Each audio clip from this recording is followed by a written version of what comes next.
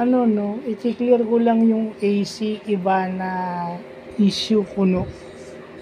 So, paano magkakaroon ng issue si Ivana kay AZ? Tawag nga niya kay AC Kambal.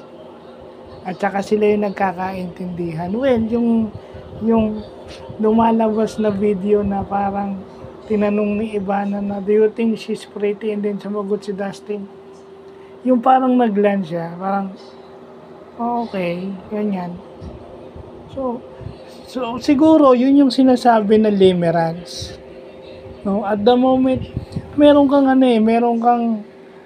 senaryo na nadadown ka. Okay? Meron kang senaryo na nadadown ka. So, bakit niya sasabihin, okay? Bakit niya sasabihin na she's dating non-showbiz kay Jessica Soho kung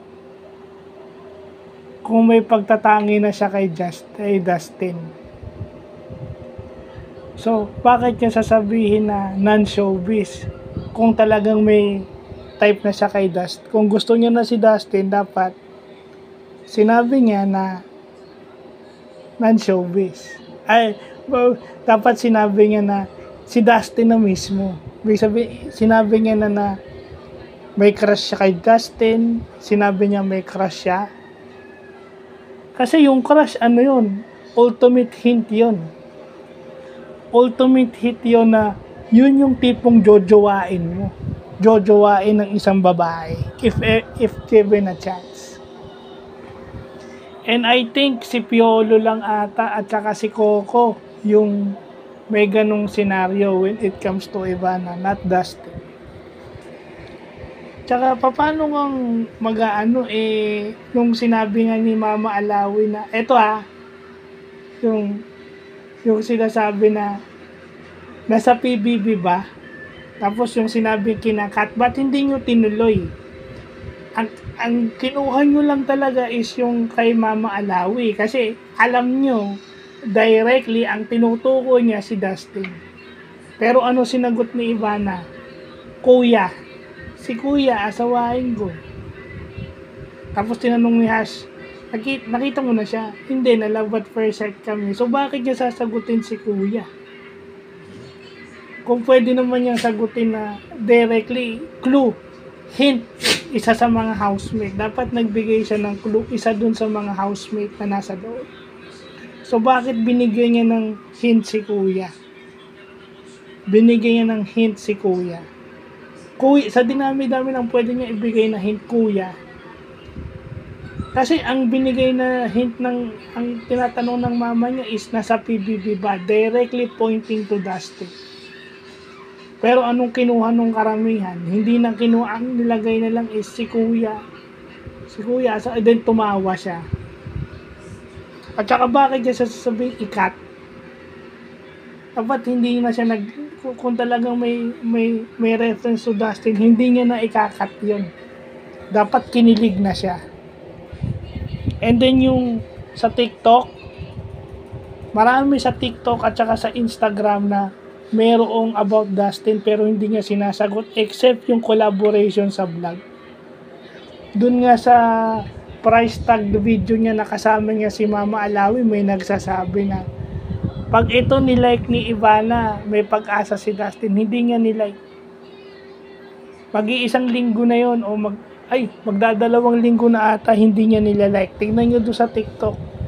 So bakit siya magagalit kay AC doon lang sa mga glance na yon? Maybe Ivana is just feeling limerence. Hindi limerence, parang lang siya, parang siguro naiisip niya yung family niya. Na sa sobrang pagka-miss niya na siguro. Kasi ganun yun anxiety yun Yun yung moments na down lang yung tao. Hindi ibig sabihin na parang siya is yun na yun. At saka nung sinabi niyang napupugian siya kay Dustin, dapat nag-react. Dapat may iwasan ng nagaganap. So doon sa nagagalit siya, dapat yun, may manifestation na yun sa labas. Hindi siya nagagalit sa kahit na anong housemate. Actually, never siyang nagalit. Kasi kung talagang may gusto siya kay Dustin, right there and there, medyo didistansya na siya kay AC, pero hindi. Hanggang sa makalabas siya ng bahay, never siyang dumistansya sa kahit na sinong housemate. Lahat ng housemate, Renato niyang kapatid. So, sana ingat-ingatan nyo kasi kawawa si AC. Hindi yung si AC Bonifacio is nababash na. Ito pang isa si AC Martinez, kawawa naman to. So, sobra ng pampabash dito sa babae na to, kawawa naman. Na mukha namang may ibubuga. Ano lang, kumbaga, hindi lang kasi siya sure sa feeling sa kanya ng kanyang boyfriend. Hindi pa niya kasi alam na suportado na siya ng boyfriend niya. Di ba? Okay, fine. Sinabi na kung titingnan niyo yung mga post, di ba? Nagpasalamat pa nga kay Dustin yun. Dahil doon sa ginawa ni Dustin na biglang biglang nag-walk out. Well, yung sinasabi ng mga tao na bakit si Dustin is hindi as a person, well, pwede niyang gawin yun. Pero kasi bilang lalaki, dapat maintindihan nyo rin si Dustin na dahil yun sa kaibigan niya. Kinausap naman niya eh. At kung makikita nyo doon sa mga video, AC admits na nami-misinterpret siya. So, yun. Lahat ng actions na ginagawa niya, baka misinterpreted. And, with the mature mind na kagaya kay Ivana, imposible siyang magalit doon. Because I think Ivana is a person, or is a woman, or is a girl na alam na yung standards niya. Kasi kung tutuusin, dapat may sinasagot na siya with regards to Dustin paglabas niya, pero wala, except yung vlog collaboration. Magko-collab sila sa vlog paglabas. I don't think magkaka-issue si Ivana sa ganyan, yung mga glances lang. Hindi. Kasi bakit yung ginagawa ni Dustin kay Ivana, ginagawa rin niya kay Bianca, at ginagawa din niya kay Kira. So, anong ibig sabihin ng mga glances na yun? Pare-pareho yun.